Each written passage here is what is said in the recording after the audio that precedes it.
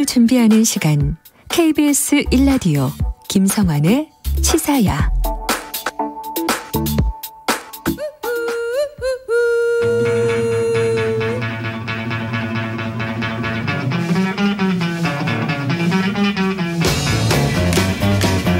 정치인의 눈으로 여의도 국회 움직임을 통찰력 있게 꿰뚫어보는 시간입니다. 여의도 인사이트, 줄여서 여의도 인싸인데요.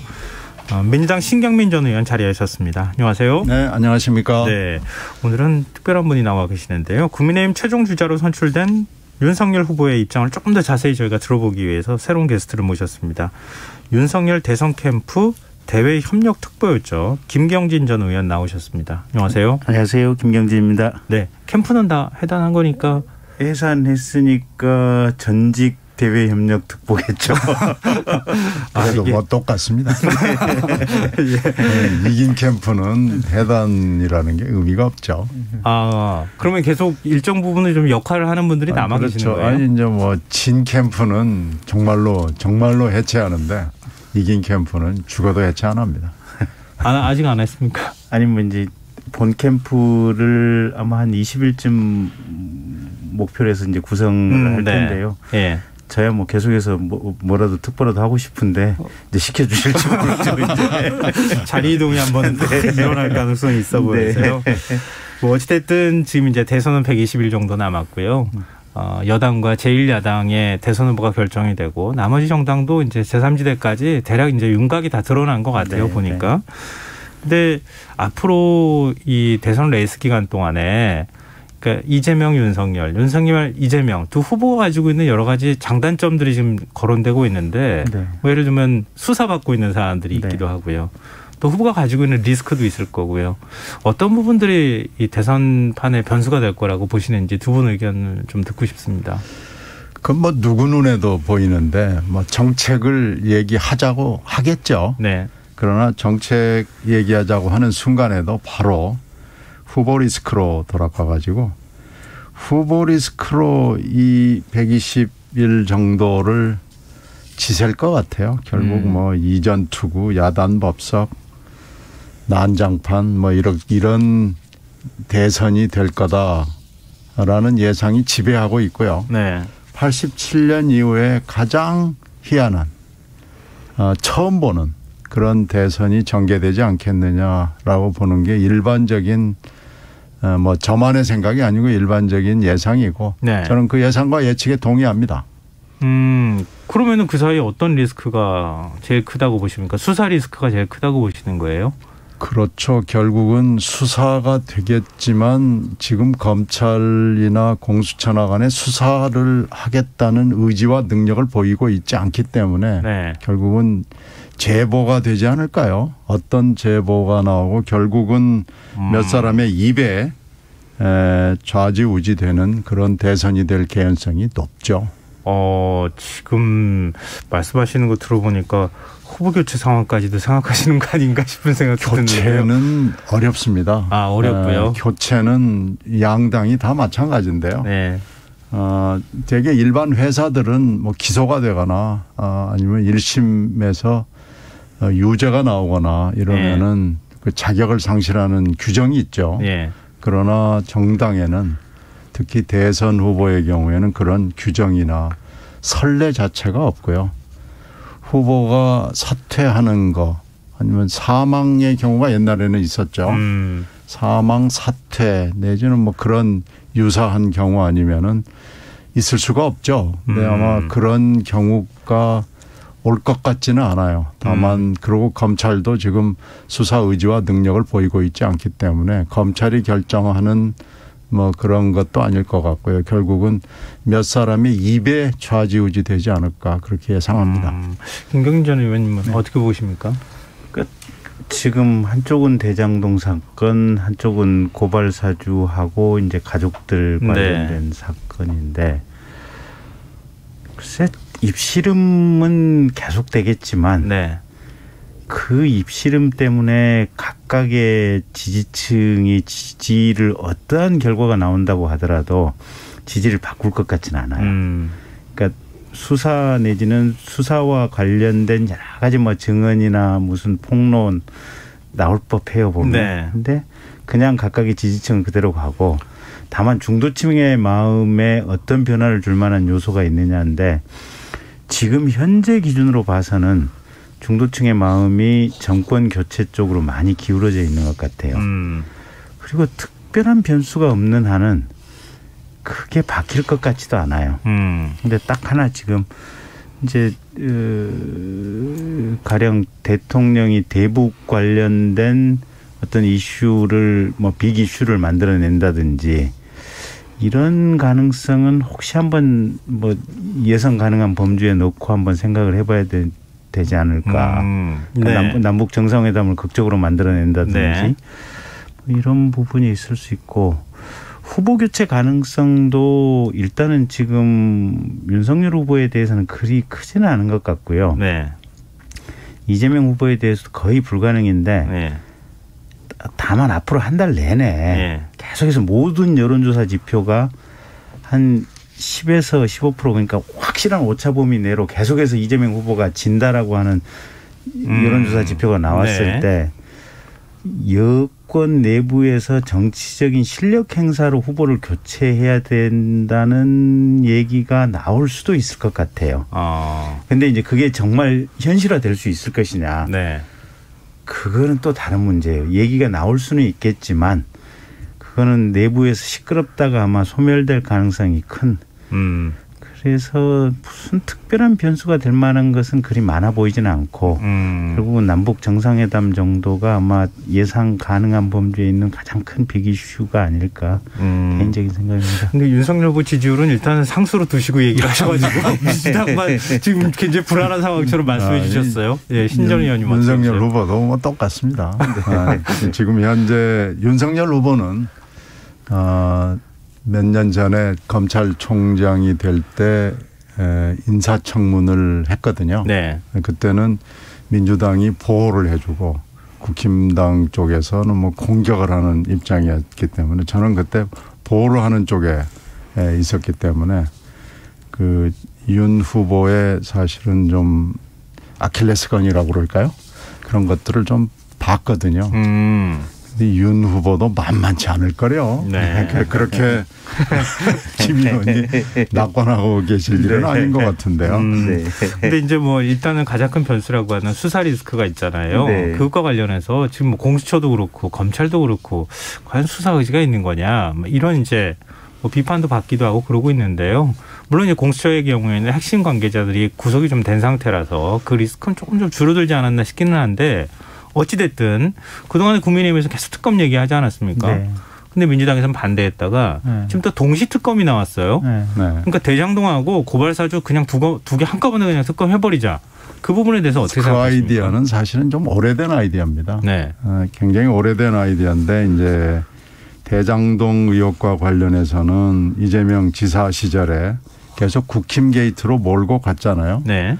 근데 이게 브랜딩이 잘 안 됐어요. 왜 그러냐면은 여론조사를 쭉 그 흐름을 따라가 보면은 그러니까 10월 10일 날 그 민주당 전당대회 마지막 날 62대 28이라는 숫자로 3차 선거인단에서 이낙연 후보의 지지가 높았단 말이에요. 네. 그게 완전히 깜짝 놀랄 일이었는데 이게 말하자면 그게 그 당시에 이 특검하고 좀 비슷합니다. 6대 2 정도. 네. 근데 요즘에 나오는 여론조사를 보면 이게 더 늘었어요. 예. 7대 한 2.5 정도로 특검을 해야 된다. 이런 의견이 대장동에 관련해서 나오고 있는 걸로 봐서는 이 지사가 뭐 그 국감을 받고 뭐 해서 계속 국힘 게이트로 몰고 갔던 것이 성공한 것 같지가 않습니다. 근데 이런 걸로 봤을 때 이제 그 뭐 쌍특검, 양특검, 뭐 동시특검 뭐 이렇게 해서 이름들은 좀 있지만 네. 한번 해보면 어떠냐라는 아이디어가 있지만 이 대장동 의혹과 관련해서 이것은 이재명 후보가 태도 변환을 하지 않는 한은 민주당 입장에서는 받기가 매우 어렵거든요. 그럼 윤석열 후보 쪽에서는 받을 생각이 있는 겁니까? 윤석열 후보가 그렇게 주장을 했죠. 예. 쌍특검을 하자고. 예. 그러니까 받는 게 아니고 그렇게 하자는 거니까. 아, 그렇게 하자는 거니까 우리는 네. 태세가 돼 있다. 태세가 돼 있고. 네, 민주당만 받으면 우리는 민주당만 한다. 받으면 되는 거죠. 그리고 이미 상설특검법이 제도화돼 있으니까 네. 국회에서 의결로 추천을 하거나 아니면 법무부 장관이 추천을 해서 대통령이 임명하는 순간 특검 발동이 되거든요. 네.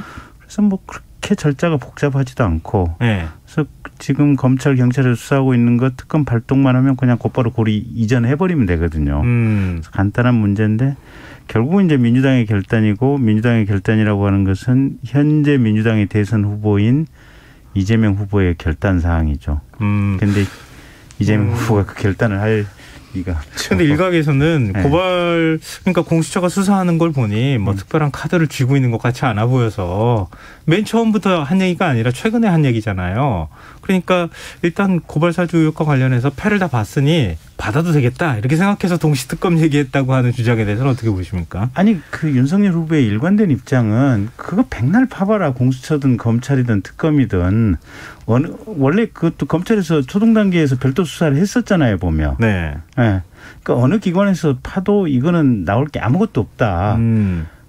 최소한 윤석열 본인하고 관련되는 부분은 일도 없다. 네. 라고 하는 것이 윤석열의 입장이었죠. 그러면서 이제 여러 가지 상황 설명을 한 게 아니 뭐 검찰이 인지수사할 수 있는데 굳이 뭐 야당 명의로 고소장을 왜 넣냐. 네. 그다음에 추미애 장관이 임명한 인사에 의해서 내가 포위돼 있었는데 그런 무리한 짓을 왜 하냐.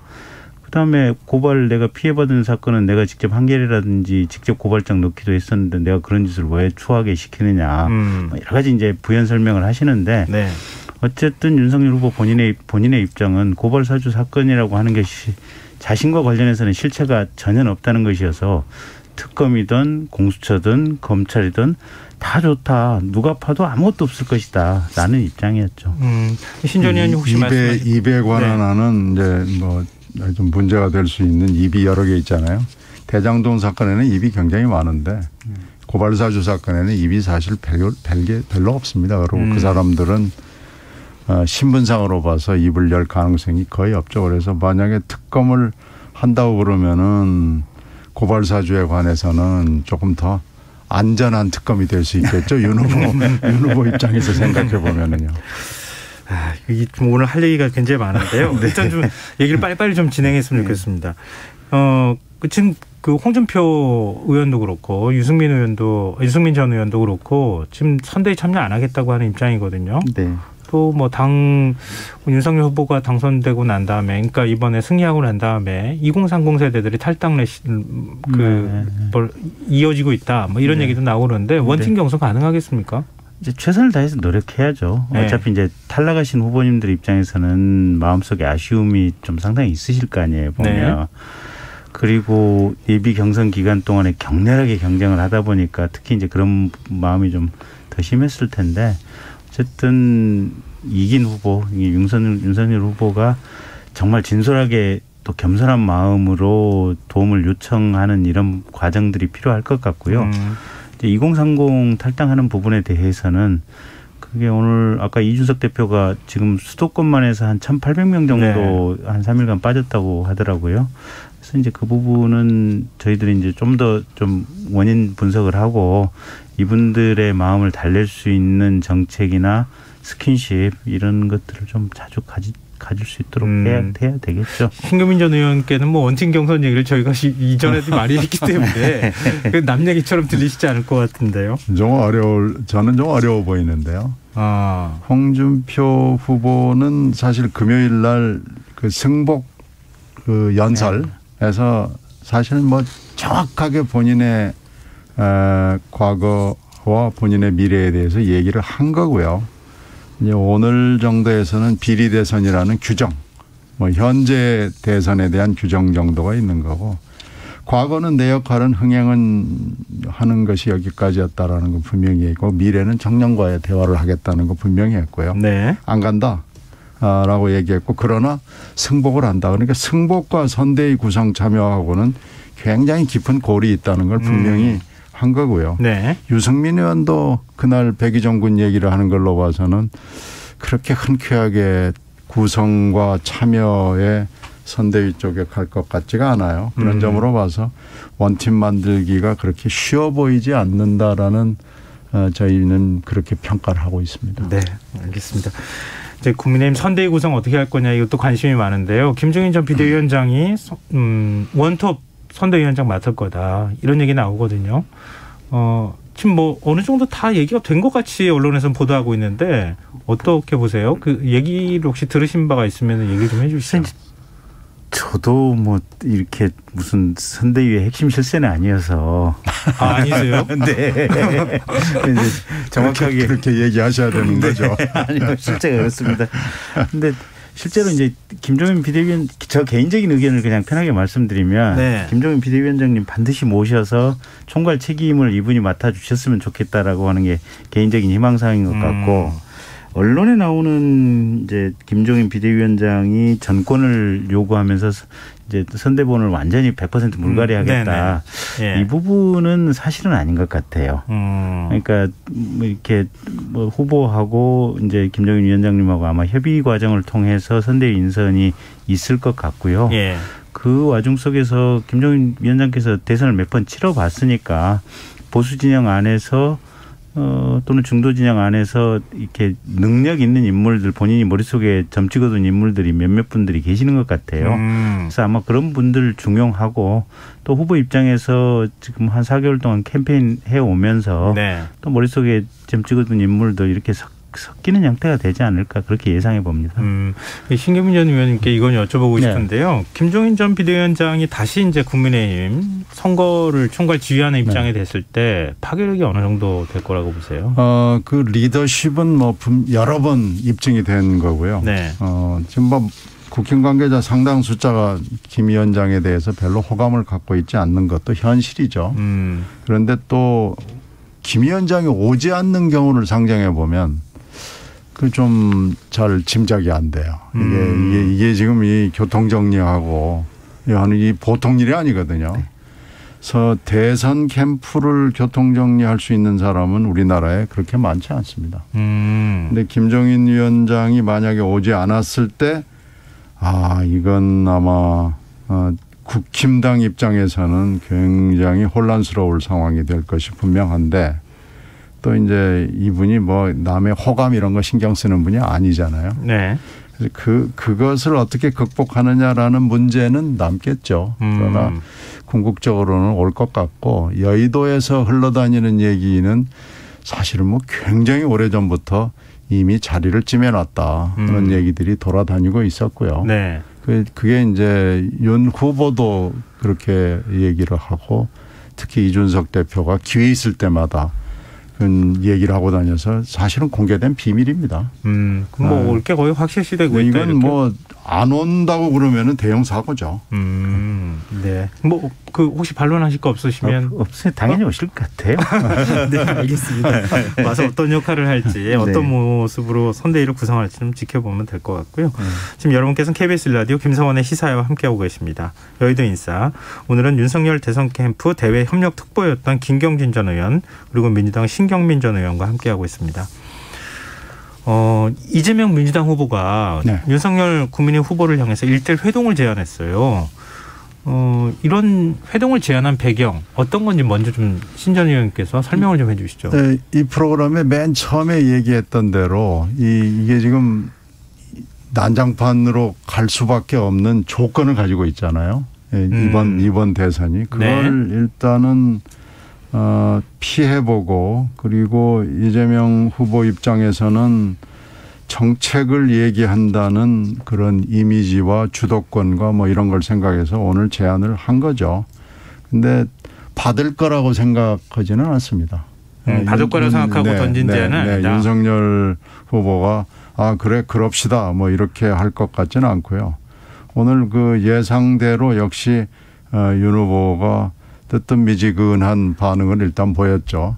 아닌 것도 아니고 긴 것도 아닌 뭐 그런 그런 반응을 할 거다라는 것도 예상을 했던 거고요.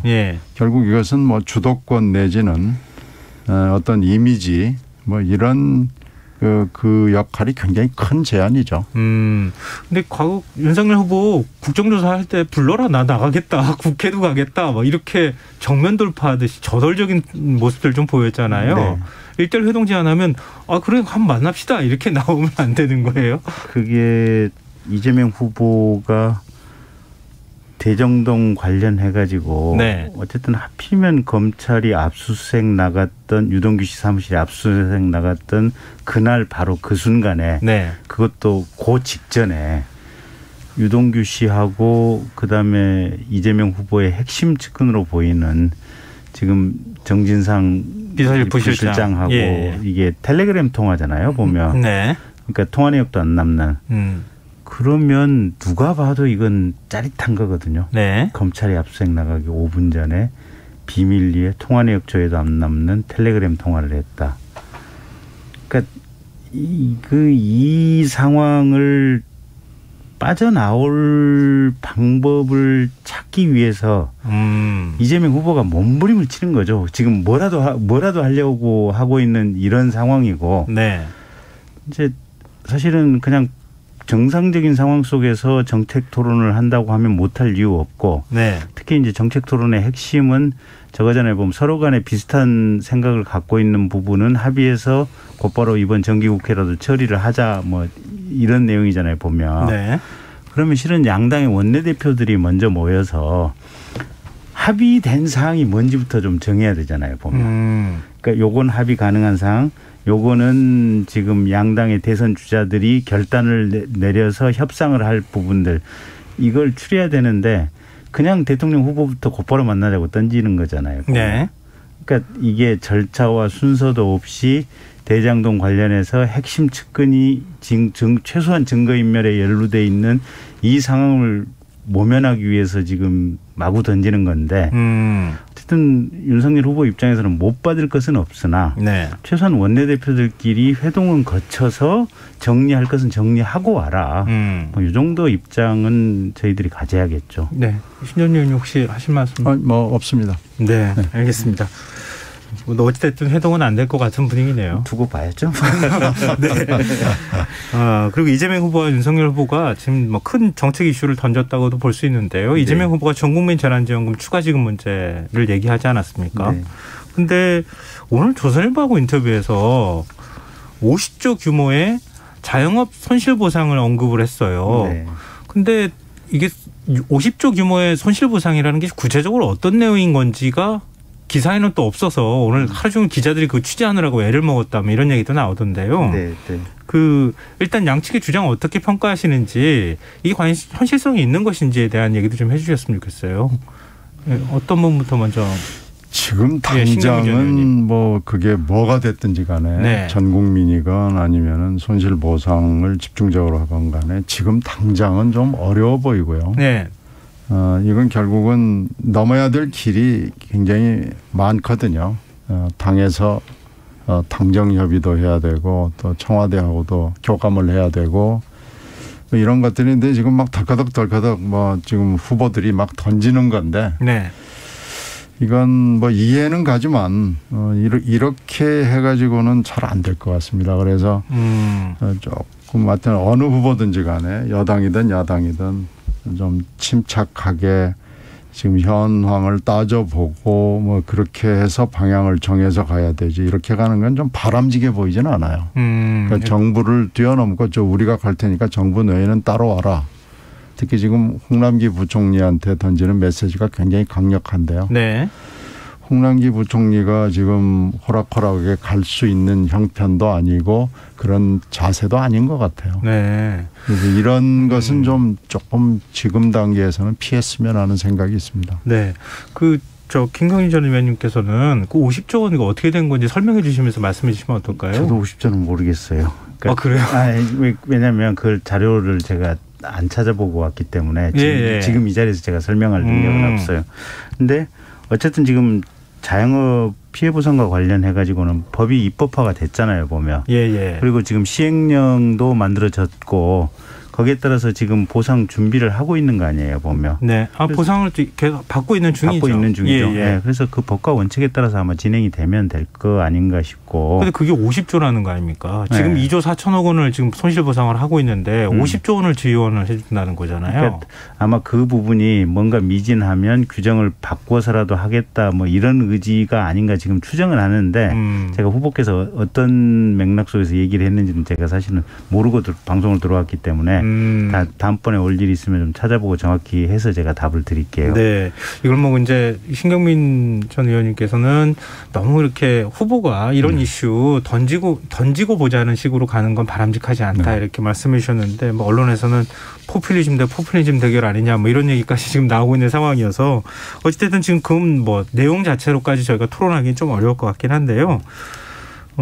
마지막으로 지금 마지막 그 후보들 간에 좀 어떤 변수라고 해야 될까요? 변수로 꼽히는 게 이 발언이에요. 그러니까 실언을 하느냐 망언을 하느냐 후보가 실수하는 문제 이거 뭐 이재명 후보도 예외는 아닐 것 같고요. 최근에 뭐 오피스 문화 관련돼 있는 발언 뭐 이런 것도 그렇고 뭐 윤석열 후보는 뭐 더 많았던 것 같은데 솔직히 말씀드려서 이거 좀 뭐랄까요 좀 줄여나가야 되지 않겠습니까? 그러니까 품격 있는 대통령 후보가 되기 위해서는 이제 절제된 언어가 필요하죠. 예. 그게 필요하고 이제 국민들이 그거를 이제 간절히 바라고 있는 거고. 근데 어쨌든 이런 뭐 오피스 누나라든지 이런 말실수 이런 부분들이 크게 지지율에 영향을 미칠 것 같지는 않아요. 그러니까 안찍을 미워하는 반대측에 있는 유권자 입장에서 보면 네. 반대측의 후보를 좀 더 미워하게 되는 그런 요인은 되겠지만 네, 네. 그게 표심을 바꿀 요인까지는 안 되는 사안들인 것 같아요, 이게. 근데 이른바 전두환 옹호 발언과 개 사과 뭐 얘기부터 시작해서 이른바 호남 민심이 완전히 등을 돌렸다. 또 사과하러 갈 것이다. 이거는 굉장히 좀 아픈 거 아닌가요? 그 부분은 조금 좀 심각했죠. 그래서 이제 저도 방송에 나와서 누차 사과 말씀을 드렸고 아마 내일 모레 수요일 날 후보께서 광주에 직접 가서 사과를 또 하실 예정입니다. 네. 신경민 전 의원님 마지막으로 마무리 겸해서 발언 듣고 저희가 중간층을 소구한다는 점에서는 뭐 실언은 뭐 그럭저럭 넘어갈 수 있지만 망언 수준에 가면은 좀 곤란하죠. 그게 이제 전두환 발언하고 개사과 부분이었던 것 같아요. 근데 이제 실언을 넘어서서 정책으로 실책이나 아니 해괴망측한 수준의 방책을 내놓는다는 것은 대선 후보로서는 절대 해서는 안 되는 거고요. 누가 더 잘하나의 그 게임이 돼야 되는데 누가 더 못하나의 게임이 되면 곤란합니다. 네, 알겠습니다. 오늘 여의도 인사 여기서 마무리하겠습니다. 지금까지 민주당 신경민 전 의원, 국민의힘 김병진 전 의원이었습니다. 두 분 말씀 고맙습니다. 네, 고맙습니다. 네, KBS 라디오 김성환의 시사야 1부 순서는 여기서 마무리하겠습니다. 2부에서